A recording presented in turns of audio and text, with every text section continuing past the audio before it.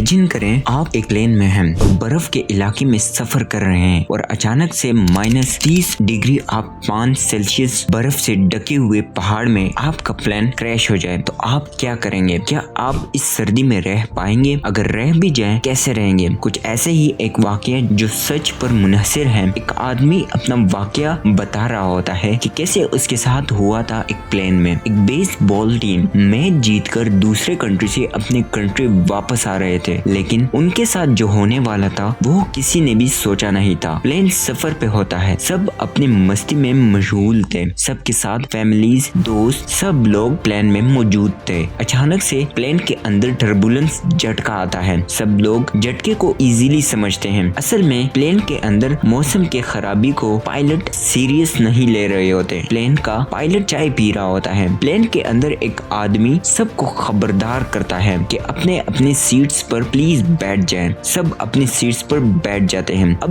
भी कुछ लोग फनी रिएक्ट कर रहे होते हैं और कुछ लोग डर जाते हैं, जैसे कि फैमिलीज। अब प्लेन में कुछ खराब हो जाता है। प्लेन सीधा नीचे जमीन की तरफ आना शुरू हो जाता है। प्लेन को एक टक्कर लगता है माउंटेन के साथ। प्लेन का आधा हिस्सा टूट जाता है। दूसरा टक्कर लगता है, प्लेन का दूसरा हिस्सा भी टूट जाता है। प्लेन के पीछे वाले हिस्से में जो लोग थे वो सब के सब नीचे जमीन की तरफ बैक साइड से पीछे की तरफ गिर जाते हैं और प्लेन के आगे वाले हिस्से में कुछ लोग बचे हुए होते हैं। प्लेन सीधा जमीन पर क्रैश हो जाता है। प्लेन के अंदर कुछ ही मेडिकल स्टूडेंट थे पर ज्यादा माहिर नहीं थे। तब उनके अंदर जो लोग बच गए थे वो लोग जख्मियों को बचा रहे होते हैं। कुछ लोग प्लेन के अंदर मर जाते हैं, कुछ लोग सीरियस कंडीशन में होते हैं तो कुछ लोग बस जरा से जख्मी हुए होते हैं। स्टूडेंट्स मुर्दों को बाहर निकाल लेते हैं, बर्फ में रख देते हैं और जख्मियों की केयर भी कर रहे होते हैं। ये लोग आगे पायलट की जगह पर देखते हैं तो वहाँ पर एक पायलट तो मरा हुआ होता है लेकिन एक जिंदा होता है, पर वो भी सीरियस कंडीशन में होता है। वो पायलट का रेडियो चेक करते हैं, कनेक्शन लॉस हुआ होता है। अब सब परेशान होते हैं कि हम यहाँ से निकलें, कैसे निकलें। वो लोग जहाज की सीट से कपड़े उतारते हैं, उसे ब्लैंकेट्स के तौर पर इस्तेमाल करते हैं। सर्दी बहुत होती है, अब जो खाना बाकी था उसे इस्तेमाल करते हैं कुछ दिनों के लिए ताकि सरवाइव कर सकें। अब रात होती है, सब सर्दी से बहुत खराब हुए होते हैं। ये लोग जहाज के अंदर सोए होते हैं। ये जहाज के विंडो को किसी न किसी तरह कवर करते हैं। अब किसी न किसी तरह दिन गुजर जाता है, सुबह होती है, सूरज निकलता है। अब सब लोग सूरज के लिए बहुत खुश हो जाते हैं, लेकिन कुछ लोग अपने फैमिलीज को लेके परेशान भी होते हैं। ये लोग ये वाला दिन भी सूरज के लिए निकाल लेते हैं। जो खुराक बची हुई थी वो खुराक ये लोग अपने लिए यूज कर रहे होते हैं, लेकिन इसी तरह ये बहुत सर्द दिनों में कुछ न कुछ दिन गुजार लेते हैं। लेकिन खतरा मजीद आगे बढ़ता जा रहा था। खुराक खत्म हो गई, जो सीरियस कंडीशन में थे वो लोग मर गए। 60 लोगों में से ये 29 रह गए थे। उसमें कुछ नौजवान थे तो कुछ सम एज के थे। अब इनके पास कुछ चॉकलेट्स और वाइन्स रह गई थी, जो सबको एक एक गूंट और चॉकलेट्स का एक एक पीस सबको दे रहे थे। वहीं ये लोग एक जहाज देखते हैं। ये सब लोग समझ रहे होते हैं और खुश हुए होते हैं कि जहाज वालों ने हमें देख लिया। अब ये लोग कल के लिए वेट कर रहे थे कि जहाज आएगा और हमें बचाएगा, लेकिन किस्मत का कुछ और करना था। रात होती है, ये लोग सब चॉकलेट्स और वाइन्स पी जाते हैं, ये कहते हुए कि कल हमें बचाने आ जाएंगे। सुबह होती है, कोई रेस्क्यू वगैरह नहीं आते। अब सब इंतजार करते हैं और मायूस नजर आ रहे होते हैं। इसी में टीम का कैप्टन वो चॉकलेट्स वाला बॉक्स बाहर लाता है और कहता है ये सब चॉकलेट्स किसने खत्म किए, और चीख रहा होता है, लेकिन कोई जवाब नहीं देता। आखिर में एक बंदा कहता है कि मैंने खाए हैं। तब वो उसके साथ लड़ना शुरू कर देते हैं। तब सब कहते हैं हम सब ने खाए हुए हैं। तब वो कैप्टन उस बॉक्स को लात मारता है और उसे दूर शॉट लग जाता है। वो इसलिए ताकि हम आगे कैसे और सरवाइव करेंगे। अब वो कैप्टन उसी प्लेन में एक रेडियो होता है, उसे बार बार चेक करता है। उसके साथ एंटीना का इंतजाम भी किसी तरह करते हैं, लेकिन आखिरकार रेडियो में चैनल पिक होता है जो न्यूज का होता है। उसमें बताया जाता है कि अब गुमशुदा लोगों की तलाश बंद कर दी गई है। अब उन लोगों को मारा हुआ तस्वुर किया जाएगा। तब ये बंदा अपने करीब बैठे हुए लड़के को कहता है वो लोग हमें बचाने नहीं आ रहे। वो लड़का इसके साथ लड़ना शुरू कर देता है कि तुमने हमारी जिम्मेदारी ली हुई थी, तुम लीडर थे इस ग्रुप के। दूसरा आदमी आता है और इसे बचाता है। पहले तो ये लोग डर रहे थे कि अपनी टीम को ये बात कैसे बताएंगे। अब अब इन लोगों के पास कोई और रास्ता नहीं होता और ये कह के कि टीम लोगों की उम्मीद टूट जाएगी। लेकिन एक लड़का बता देता है, वो सबको जहाज में इकट्ठा करता है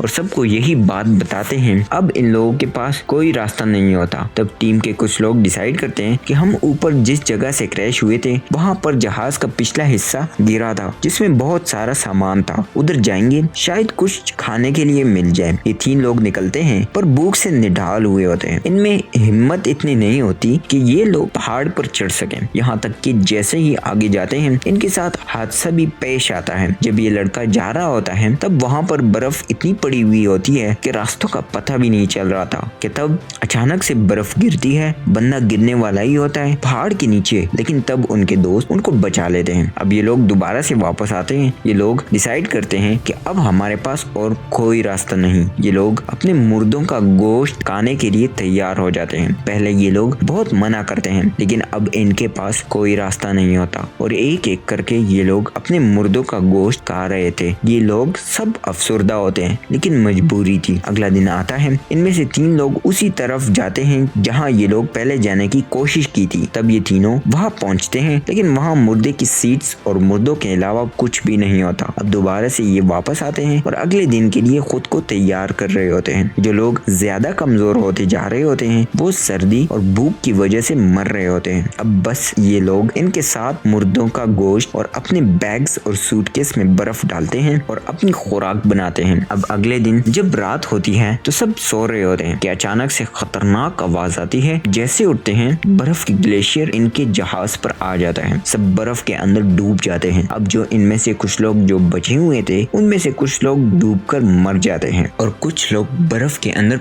फंसे हुए होते हैं, पर किसी न किसी तरह वो खुद को निकाल लेते हैं। जहाज के अंदर ही ये सब कुछ हो रहा होता है। ये लोग अपने लाइटर्स जिससे ये लोग सिगरेट वगैरह पीते थे उसी से खुद को टेम्परेचर देने की कोशिश कर रहे थे। एक लड़का प्लेन का शीशा तोड़ता है और खुद को बर्फ से निकालकर बाहर देखता है तो फुल ब्लिजर्ड स्नो फॉलिंग हो रही होती है। अब ये लोग अपना ध्यान भटकाने के लिए एक दूसरे का बर्थडे मनाते हैं। एक बंदा दोबारा बाहर जाता है सिगरेट पीते हुए और देखता है पर मौसम वैसे का वैसे ही होता है, फुल तेज बर्फबारी। अब उसी जहाज में ये लोग सो जाते हैं। सुबह हो जाती है, सूरज निकलता हुआ होता है। एक बंदा उठकर बाहर जाता है, सूरज को फील कर लेता है सुकून से। अब ये लोग फिर से तैयारी शुरू कर देते हैं। जो लोग मरे हुए होते हैं जिस ग्लेशियर में उनको अपने जहाज से निकालते हैं। अब दोबारा रात होती है। इनका एक और दोस्त भी अगले दिन मर जाता है। ये लोग दोबारा से मुर्दों को एक जगह पर इकट्ठा कर देते हैं। ये लोग उन्हीं मुर्दों का गोश्त इकट्ठा करते हैं। इनमें से 3 दोस्त अब आखिरी फैसला लेकर निकल जाते हैं अपनी मंजिल ढूंढने की तरफ। वहाँ पर इनको जहाज का आधा हिस्सा मिल जाता है। उस जहाज के पास सूटकेस पड़ा हुआ होता है। लड़का जाता है, उसमें जो कुछ भी था उसे खाने लग जाता है। जहाज में बैटरीज वगैरह भी होती है। उनमें एक मैकेनिकल इंजीनियर भी था। ये लोग ये सोचते हैं कि हम आगे और नहीं जा सकते, हमें कुछ भी पता नहीं कि आगे क्या होगा। तब ये 3 दोस्त डिसाइड करते हैं जो सामान यहाँ पड़ा हुआ है उसे अपने बेस पर वापस ले जाते हैं। तब टाइम गुजर जाता है। उनका एक रात वहाँ पर ही आ जाता है और वो लोग वहाँ रात गुजार लेते हैं। अब सुबह होती है लेकिन बर्फ भी शुरू हुई होती है। मौसम बहुत खराब हुआ होता है और ये लोग अपनी पुरानी जगह पर वापस आ रहे होते हैं। उन 3 दोस्तों में एक दोस्त हार मान जाता है उसी खराब मौसम के दौरान, लेकिन उसका दूसरा दोस्त उसे धक्के मारकर घसीट रहा होता है और यही कह रहा होता है कि हार मत मानो, हम बस पहुंचने वाले हैं। उसे जबरदस्ती उठाता है और रवाना करता है। अब ये लोग बहुत मुश्किल से अपने बेस पर पहुंचते हैं। तब दूसरी टीम उनकी मदद करती है उन्हें जहाज के अंदर लाने में। उनमें एक बंदा जहाज के सामने देखता है तो उनका एक और बंदे पे नजर पड़ जाती है जो इस टीम को छोड़कर मर जाता है। अब इनका ये इस बर्फीले आइलैंड पर 61वां दिन होता है। सुबह होती है। अब इन लोगों ने थोड़ा थोड़ा सामान इकट्ठा किया हुआ होता है और उसे अपने लिए स्लीपिंग बैग तैयार किए हुए होते हैं। वो इसलिए कि ये लोग बस अपना आखिरी और फाइनल फैसला लेने वाले थे। लेकिन इनका एक दोस्त अब मना करता है कि हम इंतजार करेंगे, लेकिन इसका दूसरा दोस्त इंतजार करने से रोकता है और यही कहता है कि हमारे लिए यहाँ पर कोई नहीं आएगा बचाने, हम ही को कुछ करना पड़ेगा। लेकिन दूसरा लड़का जिद पर आया हुआ होता है। इसी दौरान जहाज से एक लड़का बाहर आता है और कहता है हमारा एक और आदमी भी जहाज के अंदर मर गया है। तब दूसरा लड़का राजी हो जाता है। अब ये तीनों दोस्त निकल जाते हैं और सब उनको अलविदा करते हैं। अगर तुम लोग पहुंचे तो हमारी मदद करने जरूर आना। ये निकल जाते हैं। अब इन तीनों पर रात रात हो जाती है, पर किस्मत इनकी अच्छी होती है कि मौसम बर्फ वाला नहीं था और ये लोग पहाड़ में अपनी स्लीपिंग बैग के अंदर सो जाते हैं। अब दोबारा सुबह होती है। ये लोग एक पहाड़ पर चढ़ रहे होते हैं कि एक दोस्त का हाथ फिसल जाता है लेकिन बच जाता है। ये एक पहाड़ की चोटी पर पहुंचते हैं। जब वहां देखते हैं तो पहाड़ और बर्फ के अलावा कुछ भी नजर नहीं आ रहा होता, लेकिन ये लोग हार नहीं मानते। जब नीचे